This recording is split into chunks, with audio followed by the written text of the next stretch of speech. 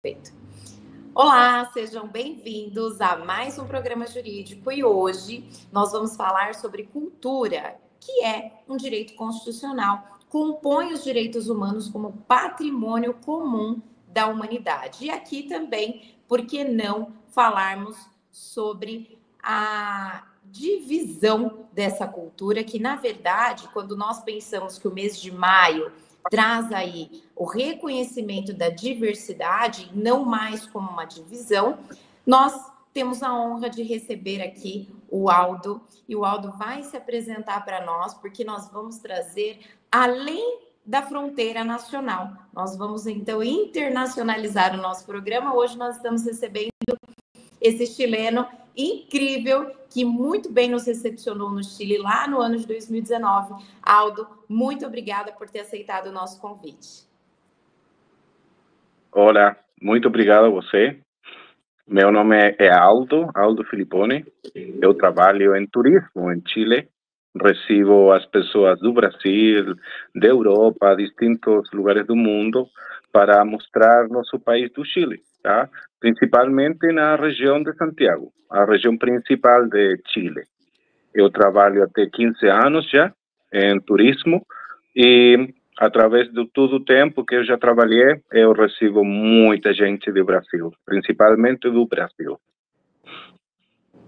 Principalmente. Como é a recepção? Como funciona no momento em que chegam outras pessoas e como elas são recebidas no Chile, os procedimentos relativos à cultura, né? Uma vez nós conversamos e você me dizia que existe uma energia diferente. A gente ouve muito falar isso, né? Que os brasileiros são mais acalorados. Então, você percebe essa diferença quando você recebe outros turistas, que o brasileiro acaba sendo um pouquinho mais, vamos dizer assim, mais próximo, mais atento, mais carinhoso, mais dinâmico, ou ele é um pouco mais quieto e mais reservado? Bom, quando nós recebemos as pessoas do Brasil, tá? Independente de também a cultura, como é as pessoas, também depende muito de nós também, tá? Nós também é importante como recebemos as pessoas. Quando você recebe bem as pessoas acaloradamente, como se fala aqui, as pessoas do Brasil recebem muito bem isso, tá? Eles gostam do trato caloroso, do trato cercano, como falamos, de bem perto, de pessoa a pessoa. Eles, a característica principal de desfrutar, tá? Ser pessoas simples, tá? E uma característica deles especial, tá? Que eles adoram muito de viver a vida. E podemos perceber quando eles visitam uma vinícola, eles estão felizes demais. Com olhar uma cordilheira, a gente chora.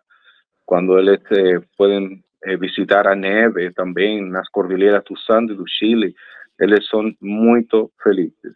E podemos perceber essa energia deles, tá? A diferença de algumas outras culturas, mas nós percebemos que também o clima de vocês ajuda muito, a vida que vocês vivem também ajuda muito, sua cultura, a música, também podemos perceber, tá, que são pessoas muito alegres e receptivas também. Sim, perfeito. Quando a Unesco instituiu o mês de maio ali, especificamente dia 21 de maio, como o Dia Internacional, né, da Cultura, nós podemos falar, então, que se pensou na diversidade cultural, né? E quando o brasileiro procura o Chile, qual é geralmente o ponto turístico mais falado, mais badalado que nós podemos comentar aqui?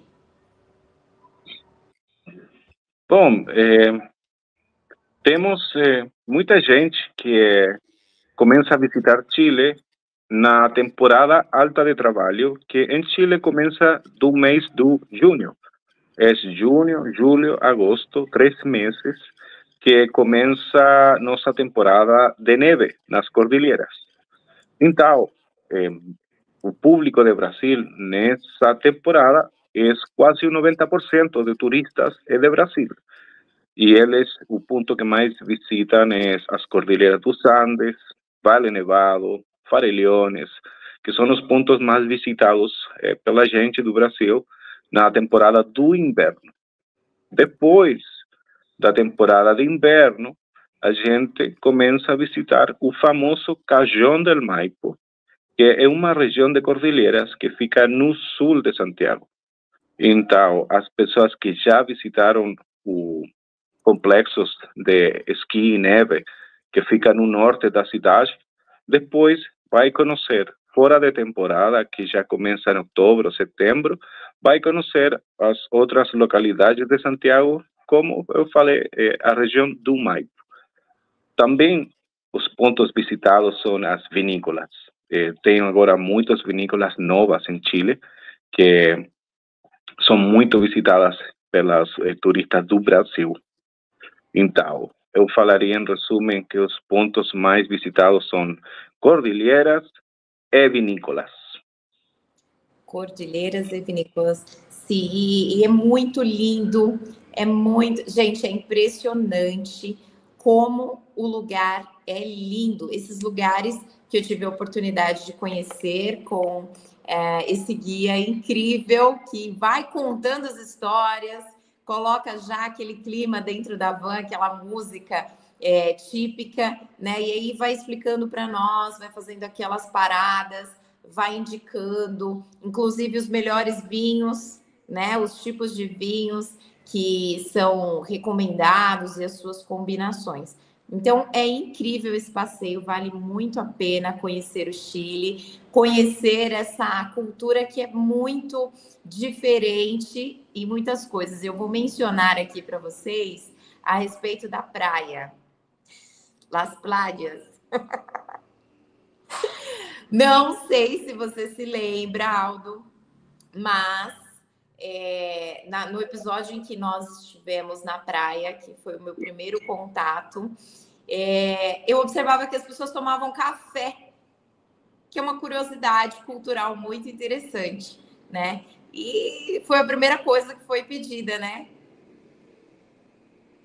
Um café na praia. Isso é da cultura? É tradicional aí? Ou foi um caso à parte que nós vimos? Bom, primeiro, em Chile a gente não pode beber na rua, não pode beber publicamente, não pode beber. Então você pode encontrar muitos tipos de pessoas. Uns vão tomar café, outros vai tomar refrigerante, o drink, mas como a gente não consegue ver na praia, na rua, você se vai encontrar com aqueles sucessos de a gente bebendo café, outro pegando um sorvete, um suquinho, mas sim, é algo do povo daqui, porque não temos essa liberdade de beber na via pública. Então mudamos por outras coisas. E também eu gosto muito do café, então também um caso à parte também. Sim, e nós nos preparávamos com biquíni, não é? Brasileiro sabe que nós vamos para a praia trajados com os nossos biquínis, nós mulheres, os homens de sunga. Mas outra coisa que nós notamos na cultura, gente, como é gelado aquele vento e aquela água. Vocês não acreditam. Olha, fomos até a praça, né? Haveria câmbio de guarda, correto? Câmbio de guarda. E nós queríamos acompanhar, né, toda aquela cerimônia que estava acontecendo na Praça de la Moneda. Mesmo, sim. Pois bem, meu espanhol ainda arrisco uma coisa ou outra. E ali, de bermuda, regata, guardávamos o guia acompanhando esse evento. E o vento é ali terrível. Então, nós ficávamos um pouco desacostumadas, porque o sol era muito forte, mas o vento, ao mesmo tempo, muito gelado. E quando chegamos na praia, então, haviam pessoas de edredom, cobertor. Nós nos deparamos com isso. Também é cultural? Também é um costume? Olha, o Chile, eu penso que a vida cultural de cada país depende muito do ambiente, tá? O Chile, em geral, tem norte, sul e centro, e as três regiões são bem marcadas por um tipo de clima. No norte, você tem muito deserto, é muito caloroso. Não é uma região que tenha muita água, muitos recursos. Então, tem outro tipo de vida no norte do país. No centro, você tem uma mixtura. Tem uma mixtura que você pode ter um pouco de frio num momento, depois muda, sai o sol, fica muito quente, depois vai o sol e começa o frio de novo. Então, quando estamos nas temporadas de outono, inverno, primavera, quando o sol se vai, então você começa a sentir o frio. Mas esse frio é pelo vento. Venta frio aqui no Chile quando o sol vai, a exceção do verão. O verão é o outro extremo. Santiago é um buraco, está rodeado, tem muita cordilheira. Então, no inverno, aqui fica como um refrigerador, fica todo frio aqui dentro de Santiago e não consigue sair pelas cordilheiras. E durante o verão acontece o mesmo, mas com o calor. O calor concentra na cidade, porque tem muitas cordilheiras que não deixam sair. Então, o clima de Santiago é um clima variado, ao mesmo tempo extremo, porque pode sentir muito calor, depois pode sentir muito frio. E só em alguns meses de Santiago, o clima é equilibrado. Mas, como nós temos que estar preparado para todo tipo de clima, então você se vai encontrar com gente que está preparada para o frio, outro que está preparado para o sol, e tem que fazer assim. Também as pessoas que vêm do Brasil, também recomendamos vestir por capa. Tem uma capa, uma primeira capa, tá? Se abrigar não com muita coisa, se abrigar com uma coisa ligeira. Então, assim, a gente, se tem muito calor, pode tirar, não sei, uma jaqueta, qualquer coisa que está usando, para ficar mais confortável. Se fica com muito frio, então, de novo, você tem que abrigar. Então, em Chile é assim, sobretudo em Santiago. A gente está preparada para todo tipo de clima. Na praia, pode acontecer o frio, tá? Em todo lugar pode mudar o clima de um momento para outro. Então, sim, o que você viu é próprio dos chilenos. É assim. Perfeito. Qual seria? Não se pode beber em público, né? É uma norma do Chile, é um regramento legal do Chile que não se pode beber em público, não se pode beber na rua, somente dentro dos estabelecimentos. Pergunto, qual é a bebida típica do Chile? Bom, por nossa raiz, a história, o vinho é o primeiro, porque temos um clima muito bom para nós ter os melhores vinhos do mundo. Pelo mesmo acontecimento de que é um país, por exemplo, desde a zona central, norte central, para o sul, é frio e seco. Então, é um clima óptimo para o vinho, para crescer as parreiras. Então, nosso primeiro drink o primeiro tipo de bebida que temos é o vinho. Depois do vinho, vem o pisco. Tá? O pisco é o destilado da casca da uva.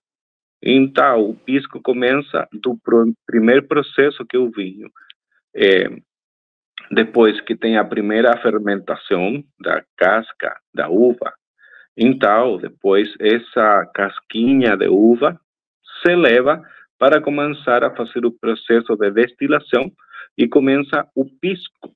O pisco é bem parecido à cachaça, só que tem uns 5 graus a 10 graus menos que a cachaça. O pisco começa do 35 graus até 50 graus. É feito principalmente no centro-norte do país, onde tem um clima mais seco ainda. Então, segundo é pisco e terceiro é a cerveja. Chile tem muitas boas cervejas também, cervejas artesanais, sobretudo do sul, principalmente no sul, que a água é muito limpa, é pura. Então, a cerveja é como nossa terceira mais famosa bebida que temos. Então, vinho, pisco, cerveja. Gastar pouco dinheiro, comprar um vinho muito barato e vai ser muito bom. Vinho, pisco sour, tem diversidade de pisco, não é? O pisco sour é o drink, é como é a caipirinha da cachaça. Então, o pisco sour é feito com pisco, é feito com clara de ovo, é feito com limão e com açúcar confeiteira. E a clara de ovo é solamente para fazer a espuma. É para dar uma textura ao pisco sour. E não é perceptível. O mesmo álcool como que queima a clara de ovo e você não percebe. Então, fica com uma espuma muito boa. Então, essa mistura de limão, açúcar confeiteira, mais pisco e mais espuma, fica muito boa. Eu salivei pensando nesse pisco sour. Muito bom. Tive a oportunidade de provar, assim como a curiosidade da cerveja, que não se bebe gelada ao mesmo ponto que o brasileiro, não é? Me sugeriram, inclusive, colocar gelo. Não é um costume do chileno consumir a cerveja estupidamente gelada, não é? A exceção do verão, quando temos em Chile 35 graus, sim, a cerveja tem que ficar bem gelada, como em Brasil. Mas o resto do ano, a gente não pode beber uma cerveja tão fria, né? Em um clima tão frio. Então, sim, é verdade o que você fala, porque é diferente o clima, então a gente não está tão acostumado a beber uma cerveja tão gelada como no Brasil. E também aqui no Chile, eu já quando visitei o Brasil, eu bebia cerveja nos copinhos pequeninos, né? E aqui você não vê isso. Aqui a gente tem que pegar um copo grandão, assim, tipo chopp, e a gente está acostumado a beber assim. Também a gente bebe muita cerveja, assim, tipo michelada, que se chama, que é o copo que tem limão no fundo, um suco de limão, e no top do copo tem sal, no copo lá em cima. Então a gente pega a cerveja dentro e aí bebe cerveja tipo michelada. É muito famoso esse drink também aqui no Chile. E também tem o terremoto, que me disseram, não sei se é um mito, se é uma verdade, que tem o terremoto para os meninos e o terremoto para as meninas. Como seria isso? Bom, os terremotos são feitos de um vinho que é um vinho bem barato, que se chama pipeño. E esse é um vinho bem artesanal, tá? Não é um vinho tão processado, é um vinho feito bem artesanalmente. Maiormente é um vinho branco, tá? Não é um vinho vermelho. tá? Porque não se deixa muito a casca na fermentação. O cor vermelho do vinho é por a casquinha, por isso tem um color vermelho. Quando o vinho é branco, não é que seja feito com uvas brancas, sino que solamente se deixa poucas fermentações para que não fique tão vermelho esse vinho. Então, o pipeño é um vinho artesanal. Esse vinho vai misturado com um licor de romã e vai misturado com um sorvete de abacaxi, tá? E esses podemos falar que é o terremoto para mulheres. E o terremoto para homens é o mesmo vinho, pipeño, depois pega aquele sorvete de abacaxi e depois no final você pega um álcool de Argentina que se chama Fernet. Então, esse é como para homens que é mais forte, tá? E se chama terremoto porque depois que você bebe 2 a 3, você começa a tremer bem forte, não percebe. Então, por isso a gente fala de terremoto, porque se move todo. Muito interessante todas essas explicações, essa diferença é muito importante que a gente esclareça, né, essas questões culturais. É muito bacana essa conversa. Eu queria esticar agora a questão que, infelizmente, a gente vem acompanhando muito no noticiário aqui do Brasil, já que a gente falou aí de bebida do homem, bebida da mulher, essa brincadeira, mas fazendo um paralelo agora com relação ao que vem acontecendo e que é alarmante aqui.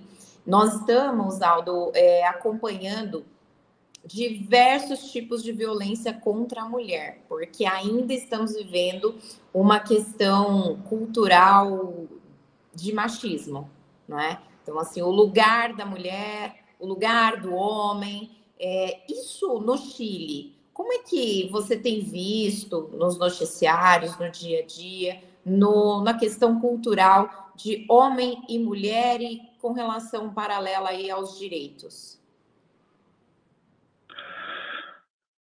Bueno, primeiro, começando a falar, eu falaria primeiro por mim, por minha persona, tá?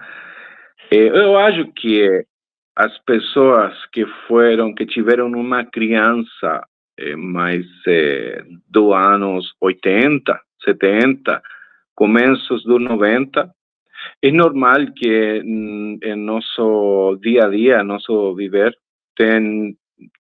temos algumas características do machismo. E isso é pela criança que tem aqui no Chile, tá? Em Chile é um país historicamente que sofreu muito, primeiro pela conquista, foi uma conquista muito forte de Espanha com os indígenas, foram anos e anos, centos de anos de conquista. E depois chegou a colonização de espanhóis, sobretudo, ao Chile. Então, já temos uma cultura bem machista da Europa. Então, quando já misturaram os espanhóis com nativos, começou a raça chilena, que é essa raça espanhola misturada com indígenas, tá? Então, predominou a cultura espanhola. Então, por essa cultura de muito tempo já, nós temos uma cultura bem machista, tá?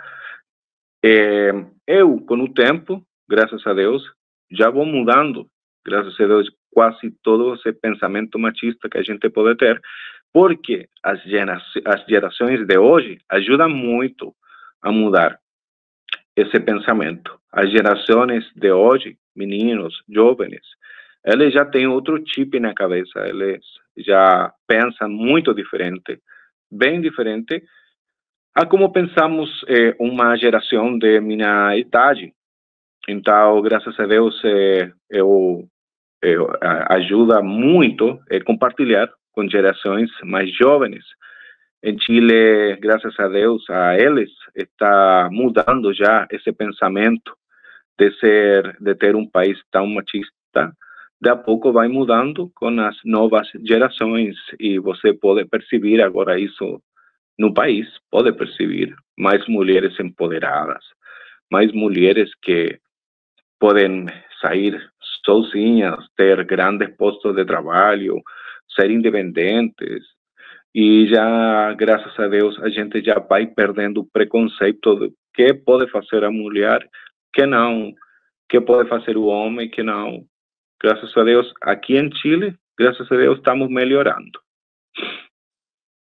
Graças a Deus, porque é um avanço muito grande em sociedade. E precisamos falar sempre. Aqui no Brasil tem muitas pessoas que já mudaram, tem muitas culturas que já mudaram, mas muitas outras ainda precisam de trabalhos incansáveis, de palestras, de orientações, para que também aprenda com esse exemplo do Chile, né? De caminhar junto com os jovens e ampliar os seus pensamentos, para deixar o machismo de lado e as mulheres se tornarem, então, empoderadas. Quero voltar a falar aqui, mas dessa vez de comida típica, né? Eu me lembro do café da manhã. Queres um completo? Um té, né? E aí eu te pergunto, qual seria a comida típica do Chile? Bom, a mi parecer, o prato que mais representa nosso país é um sopado que se chama cazuela. E aquele sopado tem porções grandes de batata, abóbora e carne, principalmente carne de ossobuco. Então, isto se faz em uma panela. Primeiro você tem que freir a carne, tem que freir as espécies que você vai acompanhar e principalmente leva temperos ou verduras, leva cebolas, leva alhos, leva feijão verde, que se chama vejo, algo assim, não lembro como vocês falam para o feijão verde, que é um feijão verde comprido, tá? E misturamos com isso, perdão? Feijão verde. Isso, feijão verde. Então, é um sopado que leva tudo isso em uma panela bem grande, tá? Você faz uma sopa bem grande e dentro dessa sopa tem a carne do ossobuco, tem as batatas, tem a abóbora, a gente pega um pouco de arroz dentro de todo esse sopado, tá? E esse é como nosso prato principal, que é um prato que iniciou no sul de Chile, que é para principalmente o frio de nosso país. Então, esse prato da cazuela começou muito tempo atrás, tá?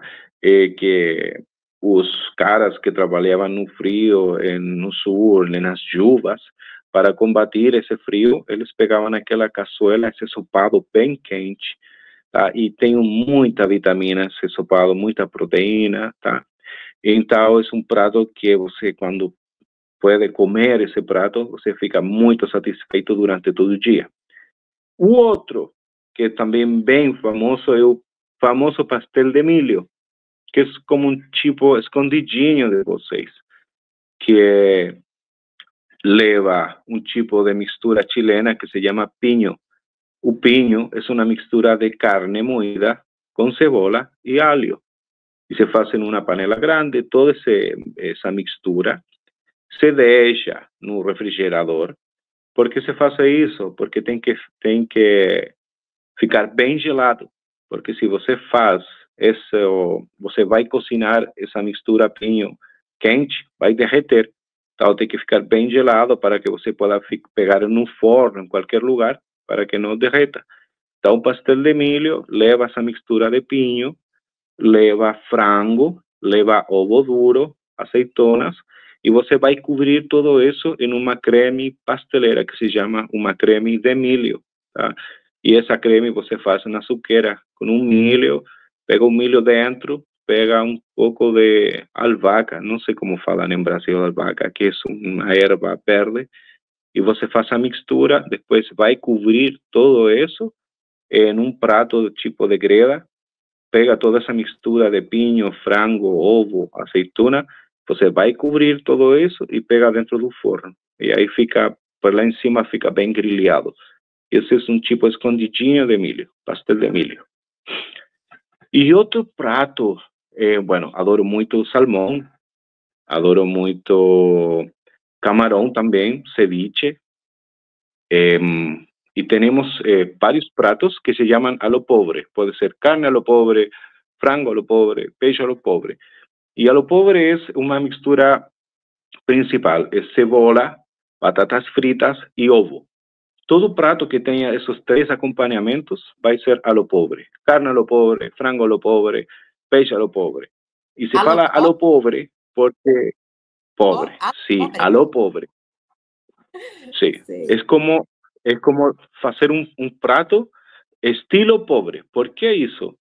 Porque en el sur, tá, os principais alimentos que a gente tinha na terra era cebola e batata.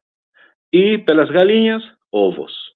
Então, esses três ingredientes eram principais em cada hogar do país.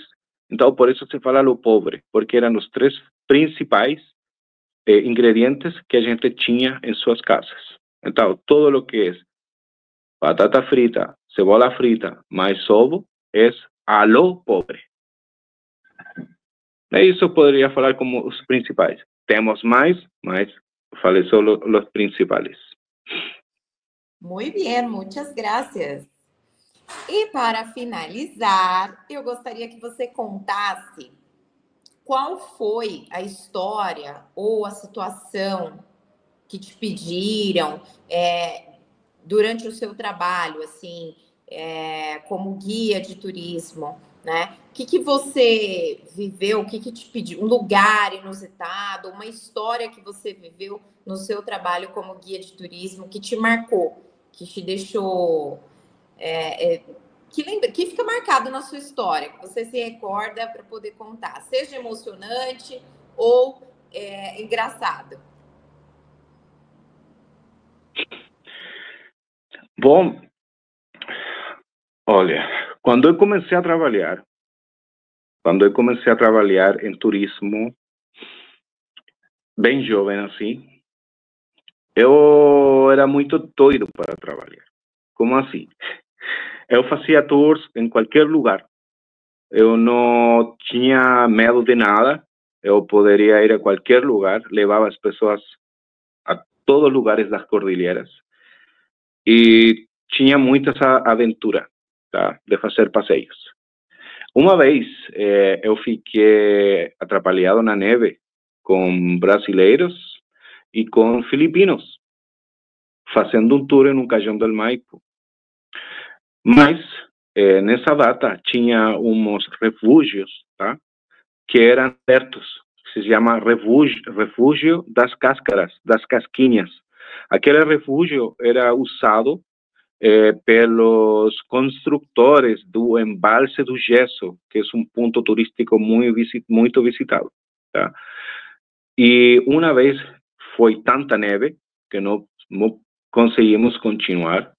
Tivemos que ir caminhando a aqueles refúgios e para aproveitar o dia, para não passar frio, para não passar fome, eu tinha tudo para fazer um churrasco. Então, dentro desse refúgio, fizemos um churrasco, começou a nevar, ao mesmo tempo começou a sair o sol começou a iluminar todo esse refúgio por dentro e começou a nevar e a gente começou a chorar. Da maravilhoso que ficou a situação. E fazendo um churrasco mesmo dentro e a gente bebendo cerveja e vinho do Chile, foi um momento maravilhoso que marcou a vida deles. E eles falaram que nunca viveram uma experiência tão maravilhosa como essa, e para mim isso marcou.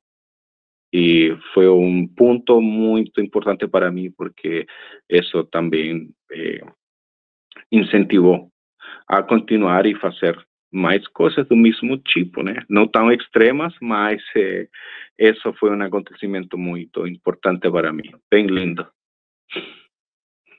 Eu fiquei aqui imaginando essa cena impressionante, perfeita da natureza, e realmente é de se emocionar. Quem quiser, quem precisar de um guia, tem aí o Aldo Filipponi. Quer deixar a sua rede social aqui?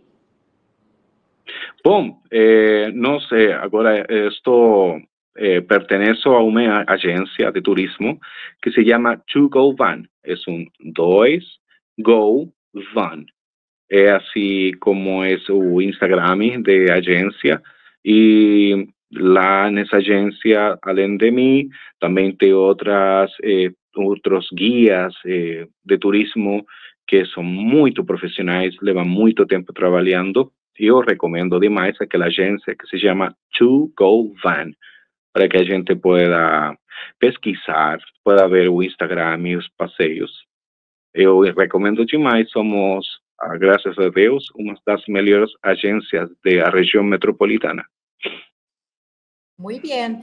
Quando vamos viajar, quando vamos conhecer outro país, principalmente, nós precisamos de uma agência muito certa, muito segura, muito responsável, né? Pelas redes sociais, às vezes a gente acaba caindo em situações desagradáveis, mas aqui é uma agência séria, com profissionais sérios que vocês podem seguir lá para conhecer, mandem suas mensagens e por aqui curte, comenta, compartilha, deixa o seu recadinho. Aldo, muitas graças por aceitar este convite.